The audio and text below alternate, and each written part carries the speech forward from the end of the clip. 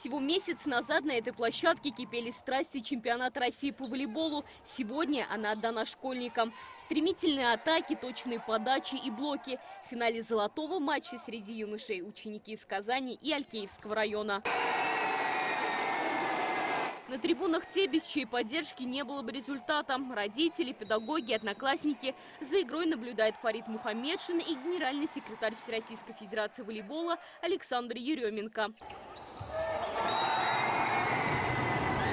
Поддержали ребят и профессиональные игроки волейбольных клубов республики. Школьная волейбольная лига – это огромный толчок в развитии волейбола в Республике Татарстан и, в принципе, в России.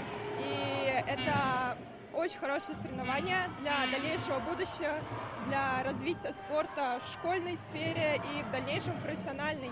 Школьная волейбольная лига в Татарстане проходит 6-й год. Как отметил Фарид Мухаммедшин, изначально проект создавался как способ привлечь молодежь в спорт. Сейчас же это масштабное движение, которое в этом сезоне объединило рекордные 33 тысячи юных волейболистов со всей республики. 5 лет прошло, школьная волейбольная лига раскрылась до того, что сегодня мы увидели, как Александр Михайлович сказал, просто прекрасную фантастическую игру. Александр Еременко отметил положительный опыт Татарстана в проведении школьной волейбольной лиги. Он подчеркнул, в планах масштабировать проект на федеральном уровне. Такой проект хочется действительно транслировать в другие регионы. Цель такая: в течение 3-4 ближайших лет, чтобы это была полноценная всероссийская школьная лига по такому принципу, как она была сделана и как она проходит в Республике Татарстан.